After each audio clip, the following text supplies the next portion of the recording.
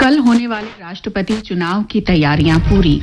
संसद के मॉनसून सत्र से पहले सरकार ने सर्वदलीय बैठक की, कहा सभी मुद्दों पर विचार विमर्श के लिए तैयार। विपक्ष ने मार्गरेट अल्वा को उपराष्ट्रपति चुनाव के लिए प्रत्याशी बनाया। भारत ने 200 करोड़ कोविड टीके लगाकर अभूतपूर्व उपलब्धि हासिल की। विश्व स्वास्थ्य संगठन ने इसे महामारी पर नियंत्रण के लिए देश की प्रतिबद्धता का प्रमाण बताया। प्रधानमंत्री नरेंद्र मोदी और कई मंत्रियों ने इस उपलब्धि पर देशवासियों को बधाई दी। प्रधानमंत्री कल नई दिल्ली में नौसेना नवाचार और स्वदेशीकरण संगठन संगोष्ठी स्वावलंबन को संबोधित करेंगे। भारतीय स्कूल प्रमाण पत्र परीक्षा परिषद ने 10वीं के परीक्षा परिणाम घोषित किए। पीवी सिंधु ने सिंगापुर ओपन बैडमिंटन टूर्नामेंट का खिताब जीता और मैनचेस्टर में तीसरे और अंतिम एक दिवसीय अंतर्राष्ट्रीय क्रिकेट मैच में इंग्लैंड ने भारत को जीत के लिए 260 रन का लक्ष्य दिया।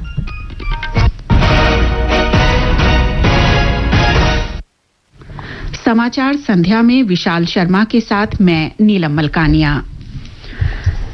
संसद के मॉनसून सत्र के पहले दिन कल राष्ट्रपति पद का चुनाव कराने के लिए पूरी तैयारियां कर ली गई हैं।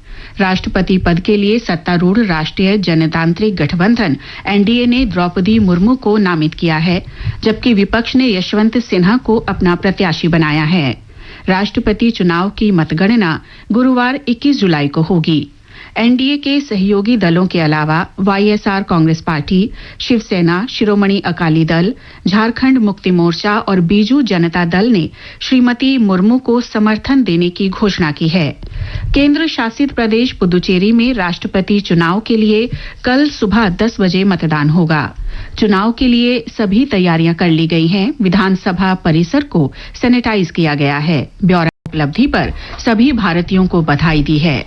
ट्वीट संदेश में श्री मोदी ने कहा कि भारत ने एक बार फिर इतिहास रच दिया है। उन्होंने कहा कि उन्हें भारत के टीकाकरण अभियान को सफलतम बनाने में योगदान करने वालों पर गर्व है।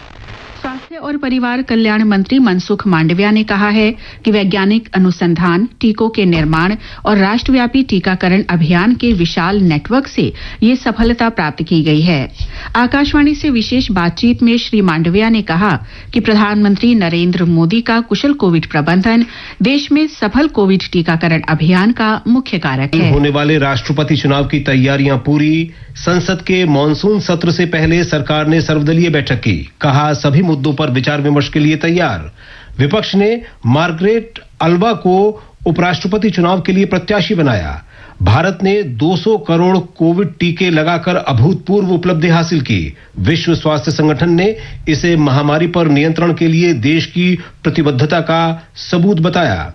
प्रधानमंत्री नरेंद्र मोदी और कई मंत्रियों ने इस उपलब्धि पर देशवासियों को बधाई दी। प्रधानमंत्री कल नई दिल्ली में नौसेना नवाचार और स्वदेशीकरण संगठन संगोष्ठी स्वावलंबन को संबोधित करेंगे। भारतीय स्कूल प्रमाण पत्र परीक्षा परिषद ने 10वीं के परीक्षा परिणाम घोषित किए। पीवी सिंधु ने सिंगापुर ओपन बैडमिंटन टूर्नामेंट का खिताब जीता और मैनचेस्टर में तीसरे और अंतिम एक दिवसीय अंतर्राष्ट्रीय क्रिकेट मैच में इंग्लैंड ने भारत को जीत के लिए 260 रन का लक्ष्य दिया।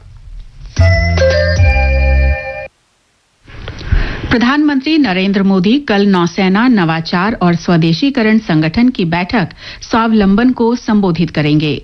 ये सम्मेलन नई दिल्ली के डॉक्टर आम्बेडकर इंटरनेशनल सेंटर में आयोजित किया जा रहा है।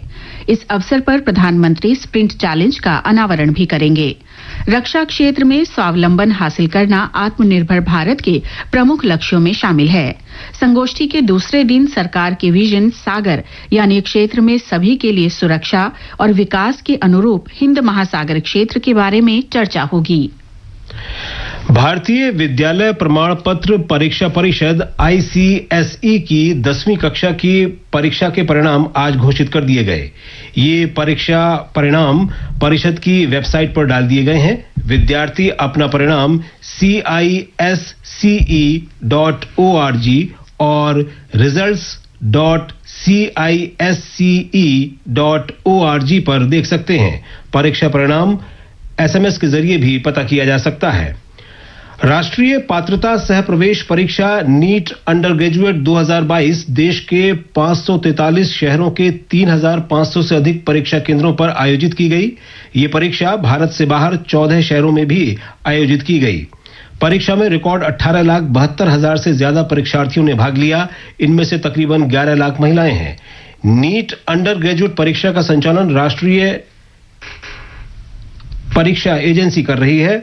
इस परीक्षा के माध्यम से MBBS, BDS, bachelor of Ayurveda, medicine and surgery, BAMS तथा अन्य मेडिकल पाठ्यक्रमों में प्रवेश होता है। आईएनएस सिंधु ध्वज को 35 वर्ष की शानदार सेवा के बाद कल नौसेना से सेवा मुक्त कर दिया गया। पूर्वी नौसैनिक कमान के flag officer commanding in chief vice admiral Biswajit Dasgupta समारोह में मुख्य अतिथि थे। रक्षा मंत्रालय ने कहा कि सिंधु ध्वज पनडुब्बी नौसेना में स्वदेशीकरण और आत्मनिर्भरता प्राप्त करने की दिशा में भारतीय नौसेना के प्रयासों की ध्वजवाहक रही।